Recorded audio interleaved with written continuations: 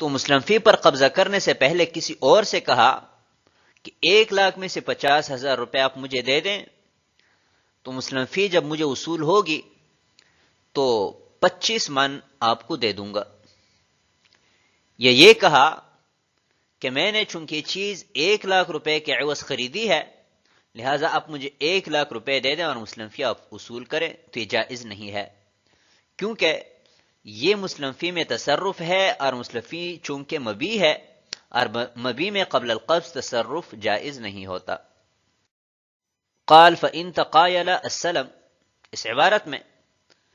یہ مسئلہ بیان کیا گیا ہے کہ مثلا ایک شخص نے 1,00,000 روپے کے عوض 50 من گندم میں بے سلم کی، اور پھر مدت پوری ہونے سے پہلے متعاقدین نے باہمی رضامندی سے بے سلم کو فسخ کیا، تو کیا ابھی رب السلم کو یہ حق حاصل ہے کہ رأس المال واپس لینے سے پہلے پہلے اسی کے عوض مسلم علیہ سے کوئی چیز خریدیں؟ تو فرماتے ہیں کہ رب السلم کو یہ حق حاصل نہیں ہے، تو رأس المال پر جب تک قبضہ نہ کریں تب تک اس کے عوض مسلم علیہ سے کوئی چیز نہیں خرید سکتا۔ اس پر صاحب ہدایہ نے 2 دلیلیں پیش فرمائی ہے۔ پہلی دلیل حضور اکرم صلی اللہ علیہ وسلم کا یہ قول ہے کہ لا تأخذ الا سلمک او رأس مالک ای عند الفسخ، تو عند الفسخ کا تعلق او رأس مالک کے ساتھ ہے، یعنی جب بے سلم ہو جائے تو رب السلم کو یا تو مسلم فی وصول کرنے کا حق ہے، اور اگر عقد فسخ ہو تو اس صورت میں اپنا ہی راس المال وصول کر سکتا ہے، اس کے عوض کوئی اور چیز وصول نہیں کر سکتا۔ اور دوسری دلیل وَلِأَنَّهُ أَخَذَ شَبَهًا بِالْمَبِيعِ، کہ رأس المال نے چونکہ مبی کے ساتھ مشابہت اختیار کی ہے، تو جیسے مبی میں قبل القبض تصرف جائز نہیں ہے، ایسی ہی راس المال میں بھی مشابہت کی وجہ سے تصرف کرنا جائز نہیں ہوگا۔ وَهَذَا لِأَنَّ الْإِقَالَةَ بَيْعٌ جَدِيدٌ، یہاں سے صاحب ہدایہ اس بات کی وضاحت فرما رہے ہیں کہ رأس المال مبی کے ساتھ مشابہ کیسے ہیں۔ تو باب الاقالہ میں ہم نے بیان کیا تھا کہ اقالہ تیسرے شخص کے حق میں بے جدید ہے، اور یہ بھی پہلے بیان کر چکے ہیں کہ بقائے بے کا دار و مدار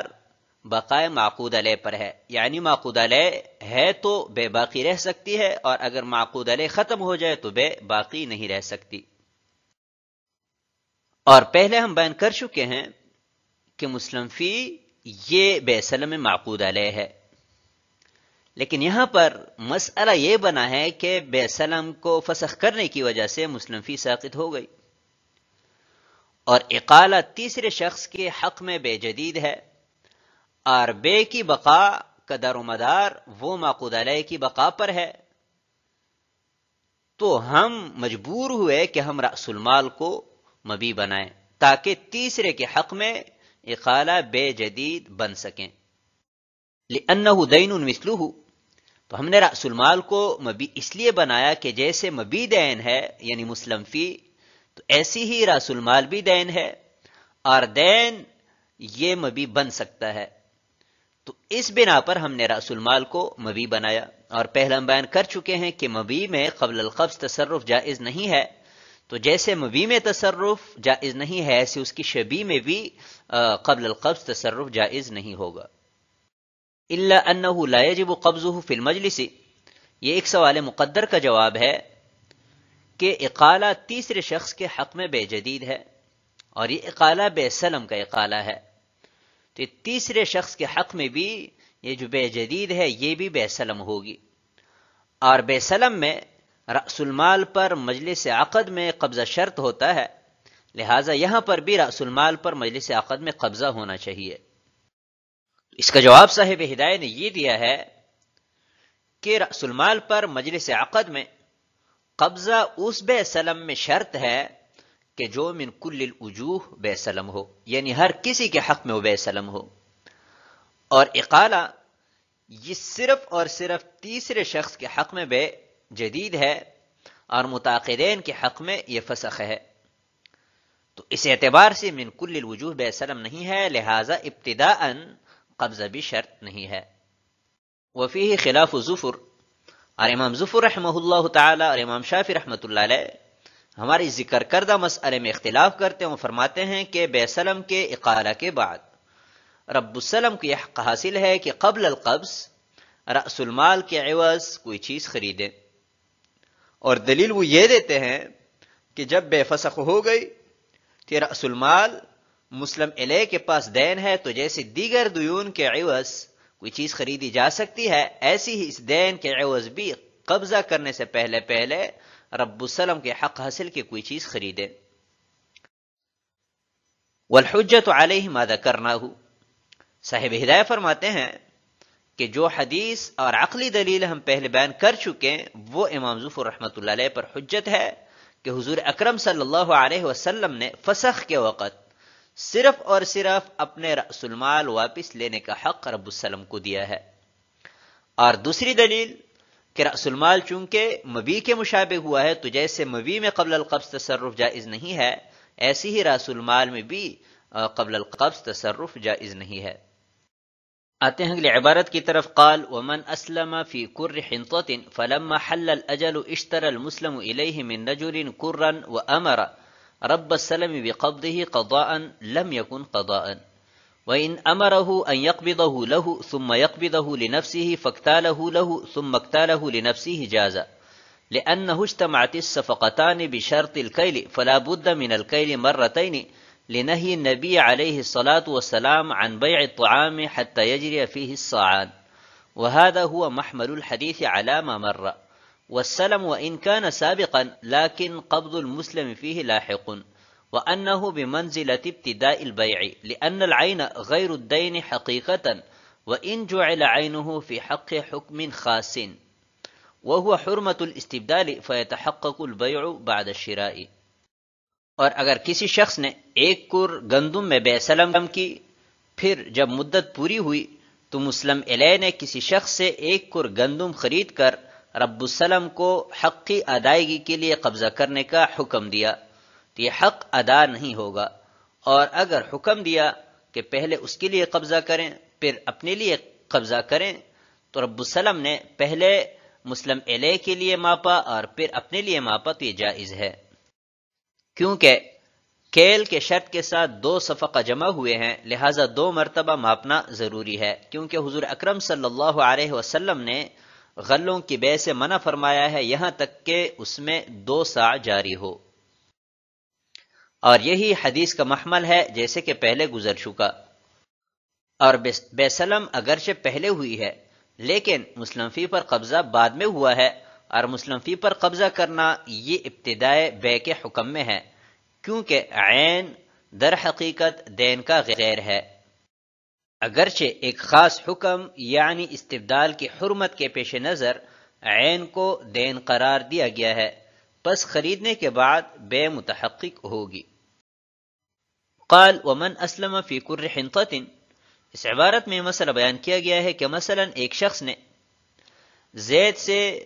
بے سلم کے طور پر 1,00,000 روپے کے عوض 50 من گندم خریدی اور 1 مہینہ مدت رکھی، پھر زید نے کسی تیسرے شخص سے 50 من گندم خریدی اور اسی کے پاس چھوڑ دی۔ مہینہ پورا ہونے کے بعد رب السلم زید سے مطالبہ کرتا ہے کہ مسلم فی حوالے کرو، تو زید کہتا ہے کہ فلاں شخص کے پاس میری 50 من گندم ہے، وہ آپ لے لیں، تو یہ ناجائز ہے۔ اور اگر صورت یہ ہو کہ جب زید سے رب السلم نے مسلم فی کا مطالبہ کیا تو زید نے کہا کہ جائیں فلاں کے پاس میری 50 من گندم ہے، پہلے میرے لیے قبضہ کریں اور پھر آپ اپنے لیے لے لیں، تو رب السلم جاتا ہے پہلے زید کے لیے ماپتا ہے، 50 من گندم پوری کرتا ہے اور پھر اپنے لیے دوسری مرتبہ ماپتا ہے، تو یہ جائز ہے۔ لأنه اجتمعت الصفقتان بشرط الکیل،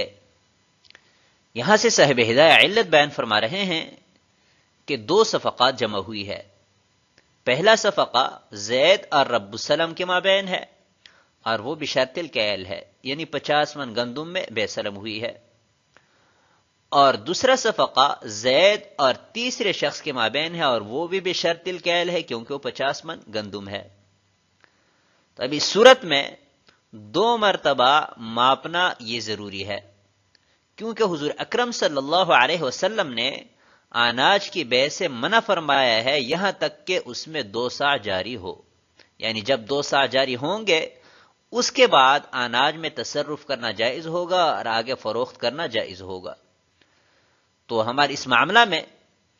رب السلام پہلی مرتبہ اس کے اور زید کے مابین جو بے ہوئی ہے اس کے لیے ماپے گا، اور دوسری مرتبہ زید اور تیسرے شخص کے مابین جو بے ہوئی ہے اس کے لیے ماپے گا۔ وَهَذَا مَحْمَلُ الْحَدِيث،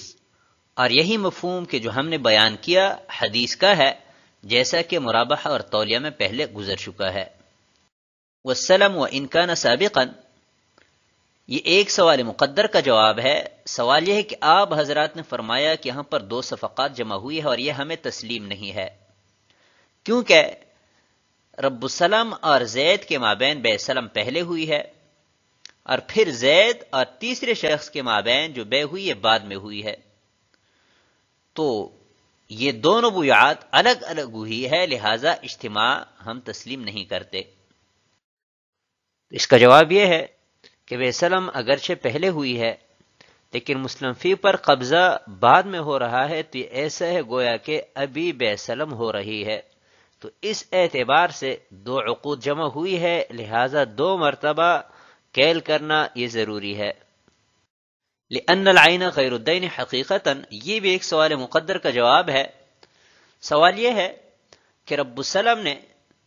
زید سے جو گندم لینی ہے وہ دین ہے، اور زید نے تیسرے شخص سے جو گندم خریدی ہے وہ عین ہے۔ تو ابھی اگر رب السلام اس تیسرے شخص سے گندم لے کر قبضہ کرے گا تو یہ تو دین کا عین سے تبادلہ ہے، اور ہم پہلے اصول میں پڑھ چکے ہیں کہ مسلم فی پر قبضہ کرنے سے پہلے اس میں تبادلہ کرنا یہ ناجائز ہے۔ تو اس کا جواب صاحب ہدایہ نے یہ دیا ہے کہ یہ اصول ہمیں تسلیم ہے، لیکن یہاں پر حرمت استبدال سے بچنے کے لیے ہم نے صرف اسی معاملے میں دین کو عین کی مانند قرار دیا ہے۔